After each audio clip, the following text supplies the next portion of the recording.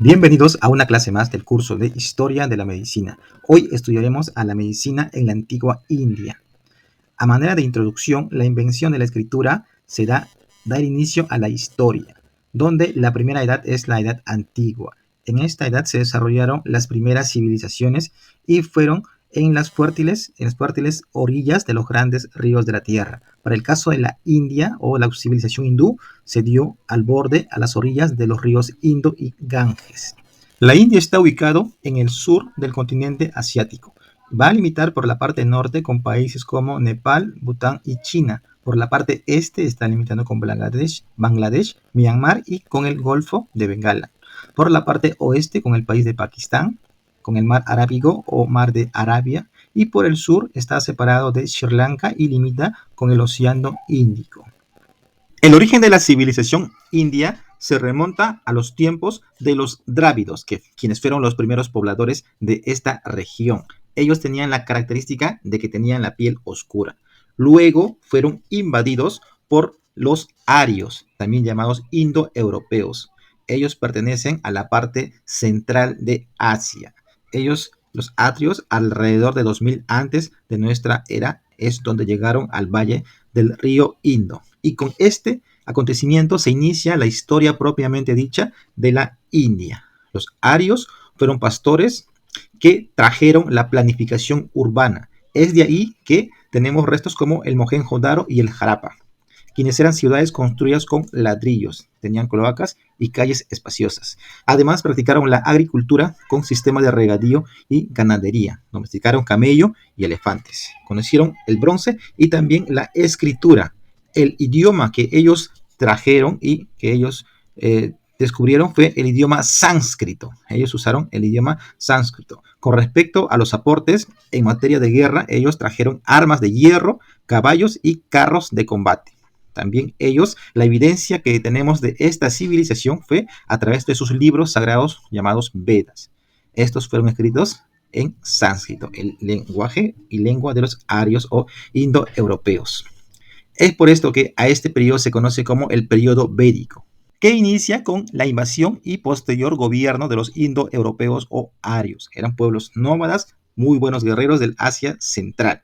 Utilizaron también, justamente eran buenos jinetes y utilizaron el caballo y carros de combate con armas de hierro. Toda esta vida se narra justamente en los libros llamados Vedas. Aquí también en este periodo se inicia el Código del Manu, que eran leyes jurídicas que sustentaban el sistema de castas, porque en este periodo también inicia el sistema de castas. El sistema de castas quiere decir que si tú naciste en un estrato social, ahí permaneces el resto de tu vida. No puedes cambiar, no puedes variar. ¿Okay? Muy bien. Destacaron en literatura, como el Ramayana, en libros filosóficos. Aquí también nace y aparece el brahmanismo, la fuerza común, brahmanismo. Muy bien.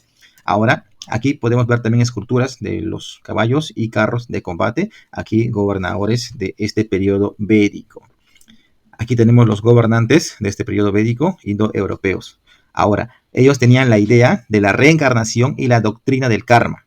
La reencarnación es que si tú tuviste una vida, cuando mueres vas a reencarnar en otra persona, en un bebé, y así vas a hacer varias veces la reencarnación.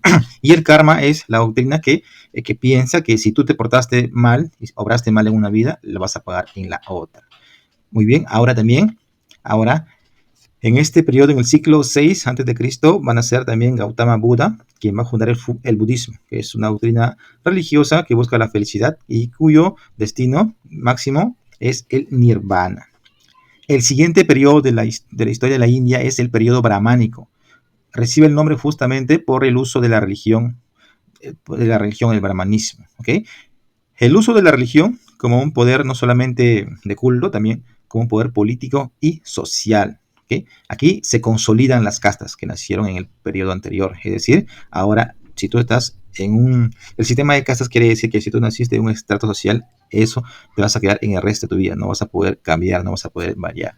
Muy bien, aquí los arios imponen que los brahmanes son los que van a gobernar. ¿Y quiénes son los brahmanes? Vamos a ver más adelante. ¿Ok? El código de manos justamente servía para fundamentar, para justificar el sistema de castas.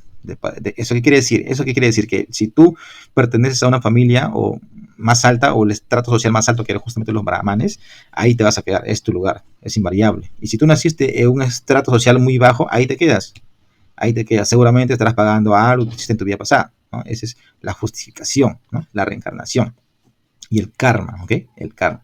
Muy bien, aquí también, bueno, se difunde el respeto por los animales, no podían comer animales porque eran como si estuviese haciendo canibalismo, como si fuera tu hermano.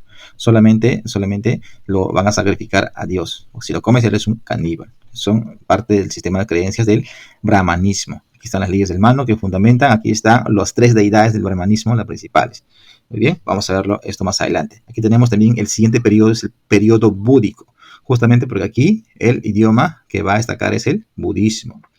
Y aquí se encuentra una controversia y una especie de contradicción, de lucha entre el budismo con el brahmanismo, donde el budismo va a rechazar el politeísmo. ¿Para qué tantos dioses? Porque en el brahmanismo vamos a ver muchos dioses, que aún en la actualidad en la India hay personas que son creyentes. ¿Okay? Estos son los tres principales, pero hay muchos más. El budismo, este periodo búdico, va a rechazar el politeísmo y la injusta división del sistema de castas. Injusto. ¿Okay? Ahora, lo que busca el budismo es el equilibrio mediante la meditación y el yoga para que la mente sea capaz de dominar el cuerpo. La meta es llegar al nirvana. Es como en el cristianismo, la meta es llegar al cielo, ¿verdad? Muy bien, aquí la meta es llegar al nirvana. Muy bien, ahora en el monte, aquí también nace lo que es el monte Shaolin, que eran guerreros budistas comprometidos que rechazan la violencia. Aquí podemos ver una estatua justamente de oro de Buda. Otro periodo es el periodo de la penetración extranjera, ¿no? A esta región de la India hubo muchos gobiernos, muchos gobernantes que van a invadir y lo van a sujetar, lo van a dominar, como por ejemplo la invasión persa, Darío justamente Darío I y la invasión griega con Alejandro Magno, son los que van a invadir este territorio. El siguiente periodo es el periodo Maurya, ¿ok?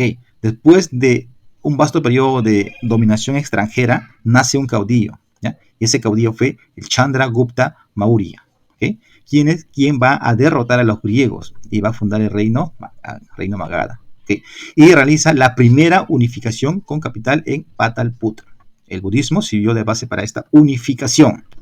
Uno de sus descendientes, el rey Asoka, que era el nieto de Chandra, difunde y oficializa el budismo, extendió los límites del imperio. Y esta religión, el budismo, va a traspasar las fronteras de la India y va a llegar a la China, a la antigua China milenaria, justamente por el comercio que realizaban estas civilizaciones. ¿Okay? Bueno, ya. Ahora aquí tenemos justamente la imagen justamente de este rey Asoka. Y este periodo también se destacan las estupas. Las estupas son estas estructuras que tienen esta forma. Y lo que guardan es cosas sagradas, como huesos de Buda y sus discípulos. ¿Ok? Muy bien. Ahora, el siguiente periodo es el periodo Gupta, que es la edad de oro, la edad de máximo florecimiento de la civilización de la India, porque se manifiesta un apogeo comercial y un gobierno descentralizado. Ahora, en el periodo de los sultanatos, en el siglo VIII, penetran en la India los árabes al mando de Muhammad bin Qasim. Y esta cultura islámica alcanza su apogeo siendo el sultanato de Delhi el que controlaba de buena medida el subcontinente indio. Bien, este es el periodo de los sultanatos con la invasión y penetración de los árabes. Luego el imperio mogol también toma el control en 1398. Ingresan y penetran a la India y establecen el imperio mongol en el 1526. Ahora, aquí tenemos a personajes como Sanjang, quienes van a difundir la cultura y la riqueza del país. Sanjang ha pasado la historia porque él es el que mandó a construir el Taj Mahal en memoria de su esposa muerta al dar a luz a su 14º hijo. Aquí tenemos justamente esta belleza de estructura y construcción, el Taj Mahal, una de las 7 maravillas del mundo. La organización social en la civilización india estuvo muy marcada por la religión. Es de ahí que se va a desarrollar en el periodo védico el sistema de castas o varnas, que son 4 castas fundamentales. Son estratos sociales que están estipulados en el código de Manu. ¿Qué quiere decir el código de mano con respecto a la sociedad. Si una persona nace en un estrato social determinado, una de las cuatro castas en el hinduismo, va a permanecer en esa posición social el resto de su vida. No va a poder ascender en la escala social. Por ejemplo, ellos creen que cada estrato social tiene su origen en una parte del cuerpo de su dios Shiva. Los que son del Brahmin, es decir, los brahmanes, van a pertenecer a la clase más alta, porque ellos descienden de la cabeza de su dios Shiva. En este estrato social se encuentran los sacerdotes, los eruditos, la clase dominante. Luego están los kshatriyas. Los kshatriyas son soldados y guerreros terratenientes. Ellos van a descender del brazo de Shiva. Luego siguen los vaishyas. Los vaishyas son comerciantes, artesanos y profesionales independientes, es decir, son trabajadores libres. Ellos descienden del vientre de Shiva. Y por último, se encuentran en la clase más baja los shudras, quienes son los trabajadores y los sirvientes. Ahora, ¿existen personas dentro de esta sociedad que estén fuera de estas castas? Sí. Ellos son los Dalits. Los Dalits son parias, son o intocables, son personas impuras, sin casta ni derechos. La religión en la antigua India. La religión que predomina en la antigua India fue el hinduismo, la cual es un sistema politeísta originario de la India. Aunque está conformado por una gran variedad de tendencias, se articula a partir de dos elementos: la creencia en el dios Brahma como Dios supremo y la creencia en la reencarnación. Existen, como en todas las religiones, ciertos estamentos, como por ejemplo la prohibición de comer carne, especialmente de vaca, pues es considerado un animal sagrado. La prohibición de casarse entre individuos de diferentes estratos sociales. Los tres principales dioses de este sistema religioso son Brahma, como el dios creador, está representado como una deidad, está representado como un hombre barbudo y de 4 brazos, y además también presenta como 4 caras. ¿Okay? Ahora, el siguiente dios es el Shiva, o dios destructor. Es un dios poderoso y está representado como una persona de piel azul y con 4 brazos y una serpiente cobra enroscado en el cuello. Ahora, y el dios Vishnu, dios Vishnu o dios preservador, quien mantiene la estabilidad del universo según sus creencias. Además, viene al mundo bajo distintas reencarnaciones, como por ejemplo Krishna, Rama, Hari o Narayana. Está representado como un hombre azulado de 4 brazos tocando la flauta o sosteniendo caracoles y flores de loto. Estos 3 dioses son los 3 dioses principales en esta religión: el Brahma, el Shiva y Vishnu. Ellos conforman la Trinidad hinduista o Trimurti. No eran los únicos dioses. Dentro de la religión también se encuentran muchos dioses menores. ¿Ya? Por ejemplo, aquí tenemos a Ganesha, que está representado como un elefante de color rosa. También tenemos al dios Kali. En su religión es indispensable las ofrendas, tanto a los dioses mayores como a los dioses menores. Ahora, en esta misma sociedad india también surgió el budismo, que es básicamente una religión no teísta. Miren la diferencia. El hinduismo, una religión politeísta. Existen dioses y muchos dioses. En cambio, en el budismo es una religión no teísta, es decir, que no consideran a un dios, pero también está representado de manera filosófica. Un método de entrenamiento espiritual y un sistema psicológico. ¿Okay? Ha sido desarrollado a partir de las enseñanzas de ¿quién? De Buda Siddhartha Gautama, que vivió en el noreste de la India en el siglo 5 a 6 a.C. En este sistema religioso del budismo, Buda es un concepto que se define a aquel individuo que ha logrado despertar espiritualmente y que lleva una felicidad libre del sufrimiento. Cabe destacar que Buda no es un sobrenatural, no es un dios, ¿no? Tampoco es un profeta. ¿Okay? Es simplemente una persona que ha logrado un despertar espiritual y que es feliz, libre del sufrimiento. ¿Okay? Como dije, no es una religión teísta, no creen en un dios, ¿no? Y Buda tampoco no es un dios, ni un sacerdote espiritual de gran calibre, tampoco no es una deidad. Muy bien. Ahora, la enfermedad en la antigua India. La medicina hindú entendía al cuerpo humano como un microcosmos, es decir, una imagen del macrocosmos del universo. De ahí que, por ejemplo, creían que nuestra cantidad de huesos era 365 como la cantidad de días. Asimismo, todo el cuerpo, como el universo, están constituidos por 5 elementos básicos: espacio, tierra, viento, fuego y agua. Entonces, con esta premisa, los antiguos hindúes consideraban a la enfermedad, primeramente, bajo una concepción mágico-religiosa. Luego fue evolucionando hasta tener una concepción empírica racional de la enfermedad. Es decir, en la antigua India, la medicina evolucionó desde una medicina mágico-religiosa védica hasta la empírica racional, terapéutica ayurvédica. Del concepto que la enfermedad es sinónimo de castigo que imponían los dioses a los pecadores, al concepto de la enfermedad como un desequilibrio. Ahora, si esto era la enfermedad, un desequilibrio, ¿qué viene a ser la salud? Pues la buena salud y el bienestar se dan cuando los doshas están bien equilibrados. Nuevamente, salud es igual o sinónimo de equilibrio. En cambio, lo opuesto, el desequilibrio, va a provocar malestar y a menudo relacionado con el dosha dominante. ¿A qué nos referimos con doshas? Primeramente, el concepto de 5 elementos, los cuales son el agua, el fuego, tierra, aire y espacio, son similares a los 4 elementos y a los 4 humores desarrollados en la medicina europea primitiva. En cada persona, esta proporción de elementos varía con el tiempo y contribuye a los 3 doshas. Los doshas son similares a los humores europeos. ¿Cuáles son los doshas? Pues son el viento, la bilis y el flema. De ahí que en la antigua India creían que estos doshas deberían estar equilibrados.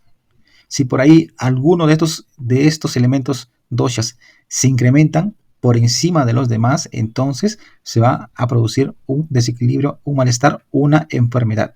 Ellos creían que estos elementos son físicos corporales, no espirituales, pero tampoco son visibles.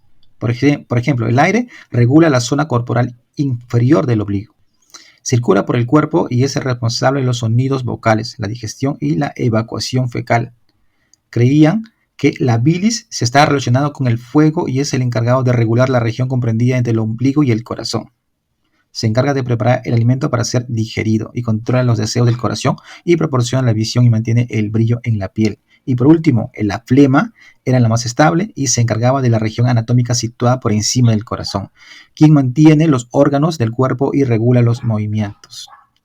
¿Okay? Esto es, si había algún desequilibrio en estos 3 elementos corporales, entonces se producía un malestar y una enfermedad.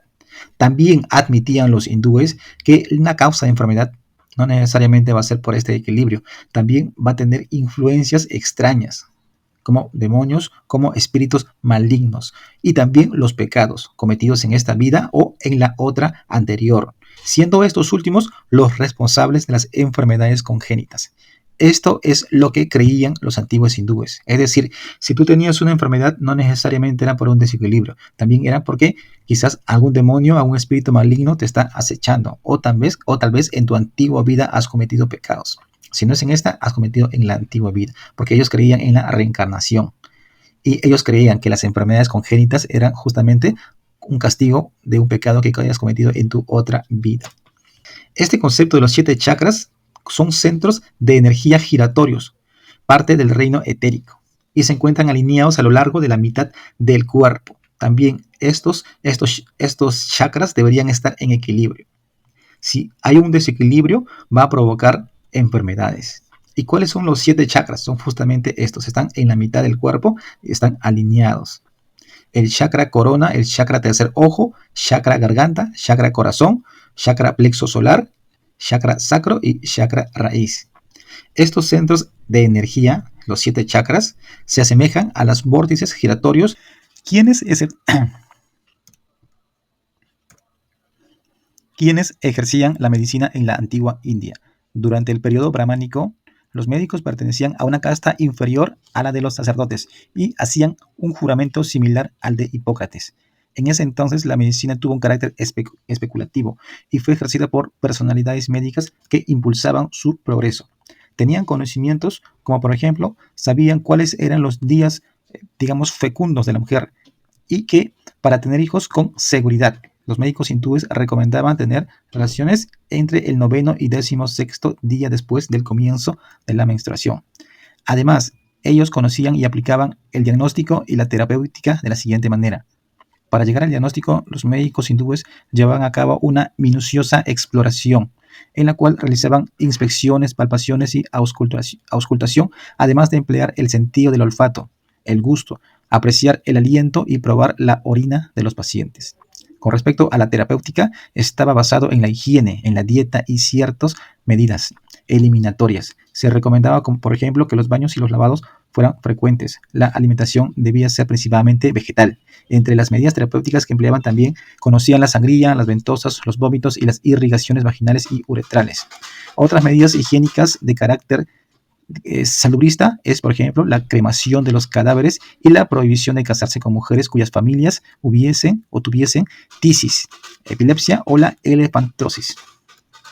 Con respecto a las evidencias o obras en medicina en la antigua India, destacan la literatura de los indios, como por ejemplo los conocimientos tradicionales que se escribieron en libros sagrados conocidos como Vedas, palabra que significa conocimiento.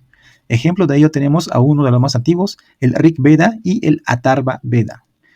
El Atharva Veda es el primer documento indio en el cual aparecen referencias sobre temas médicos, si bien es de índole algo antigua, primitiva, y está impregnado además de magia.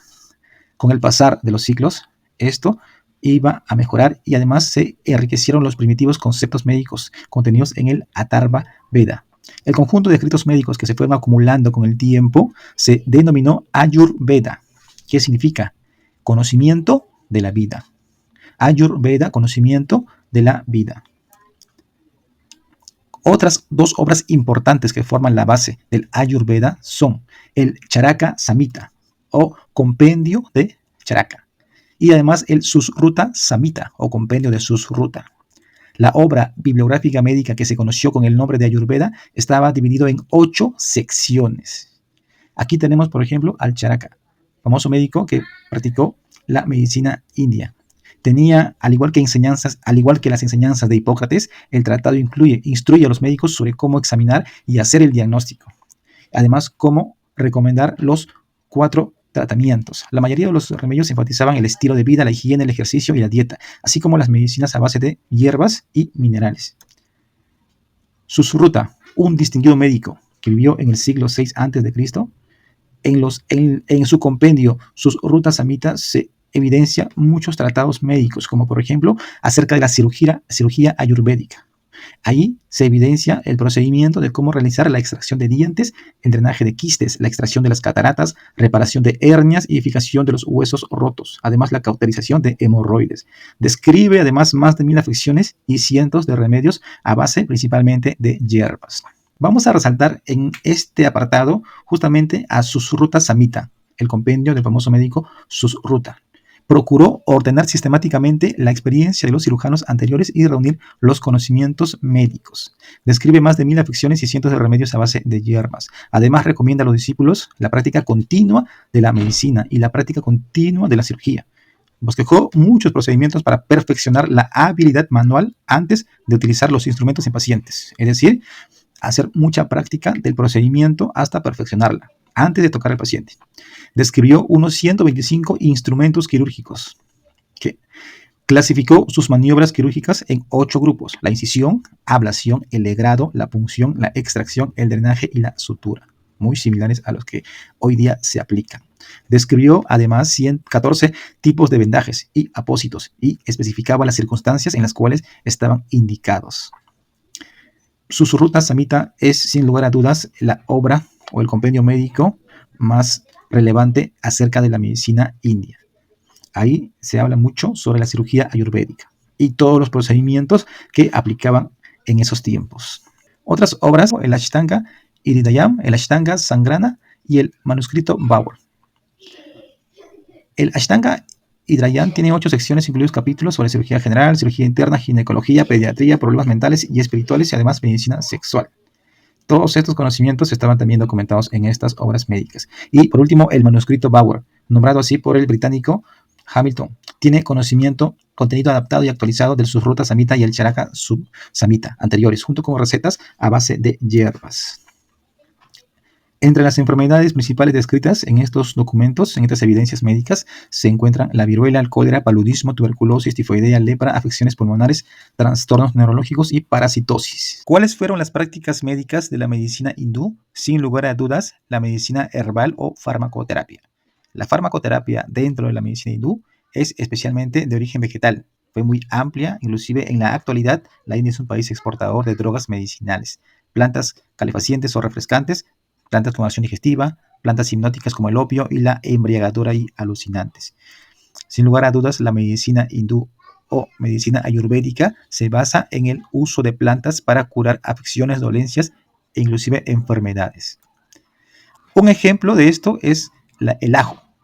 El ajo se considera un estimulante general. Se puede utilizar diferentes partes de la planta para una variedad amplia de dolencias, incluidos resfriados y tos, trastornos digestivos, problemas de la piel, como llagas, manchas, mordeduras y picaduras. Los oídos son una vía o ruta tradicional para el cuerpo para los medicamentos ayurvédicos, que se administraban en forma de vapores, en forma de ceras, aceites y masajes, como podemos apreciar en esta imagen.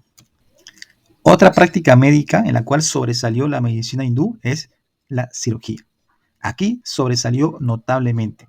Conocían un arsenal quirúrgico abundante, como escalpelos, sierras, tijeras, ganchos, sondas y forceps. Los aspirantes al ejercicio de la cirugía iniciaban su aprendizaje haciendo incisiones en sacos, calabazas y practicando la sección de venas de animales muertos, lo cual evidencia la cirugía experimental antes de tocar al paciente. Se usaban a la hipnosis como anestesia y además practicaron operaciones complejas como la extracción de cataratas, la litotomía, la cesárea y el hidrocele. Además de muchos otros tipos de cirugías como extracción de dientes, drenaje de quistes, la reparación de hernias, fijación de huesos rotos, cauterización de hemorroides. Otras prácticas como por ejemplo la talla perianal para la extracción de cálculos vesicales, embriotomía del feto muerto y también las plastias faciales. Esto sí es sin lugar a dudas uno de los aspectos o una práctica médica relevante en la medicina hindú, la cirugía. Pero en la práctica médica en la cual sobresalieron por excelencia era en la cirugía plástica o cirugía reconstructiva. Dentro de ellas existe la rinoplastía, que se hacía ante la nariz amputada. Y la rinoplastía consiste justamente en reparar esta pérdida. El método consistía en la aplicación a la nariz de un colgajo de piel tallado en la frente. El cirujano indio Sushruta, él es considerado el padre de la cirugía plástica. A lo largo de su vida profesional realizó numerosas rinoplastías, ya que la sección nasal era el castigo de los adúlteros, los cuales trataban de borrar esa ignominia judicial. Para finalizar, señalar que la civilización hindú conocía la organización hospitalaria, que sabemos que existieron nosocomios en Ceilán en el siglo V a.C. En la sociedad india, como en muchas comunidades antiguas, era muy frecuente el castigo a los delincuentes, a los que cometían adulterio, por medio de mutilaciones. Es por eso que en esta civilización india había muchas personas, digamos, que habían sido amputadas la nariz por causa de adulterio. Y estas personas necesitaban justamente los servicios de un médico cirujano para que les haga la reconstrucción de la nariz. Y es por esto que estos médicos hindúes es lo que practicaron tantas cirugías que se volvieron unos expertos en hacer la rinoplastía. Además de esto, no solamente conocieron en cirugía plástica la rinoplastía, también conocieron la reparación de orejas y también de labio neporino. Ese tipo de cirugía plástica también lo realizaron. Y por último, esta práctica del Ayurveda. El Ayurveda es un sistema de atención médica que se basa en la prevención de enfermedades, ya que se considera la forma más antigua de sanación en el mundo. El Ayurveda se basa en la idea de que la enfermedad es el resultado de la falta de armonía entre el cuerpo y el entorno. La terapéutica de la Ayurveda consiste, por ejemplo, en modificaciones en la dieta, ajustes en el estilo de vida y actividad física, suplemento de hierbas, yoga, meditación y otros aspectos son como el marma. Bueno, la dieta, el estilo de vida, el practicar la meditación, el yoga y el marma, que son puntos de presión energéticos, son un grupo de tratamientos o terapéutica que se emplean en el Ayurveda. La medicina tradicional en la actualidad. A fin de aprovechar el máximo el potencial de las medicinas tradicionales, la OMS y el gobierno de India han firmado un acuerdo para crear el Centro Mundial de Medicina Tradicional. El objetivo justamente es poder aprovechar las posibilidades que ofrece esta medicina tradicional, no solamente de la India o hindú, sino todo tipo de medicinas tradicionales en todo el mundo, para que sirvan a la ciencia moderna y a la tecnología con el fin de mejorar la salud de las personas a nivel de todo el mundo. Muy bien, eso es todo por la clase de hoy. Espero que les sea de mucha utilidad. Si les gustan mis videos, por favor, suscríbanse al canal, dale like y déjame un comentario. Muchas gracias.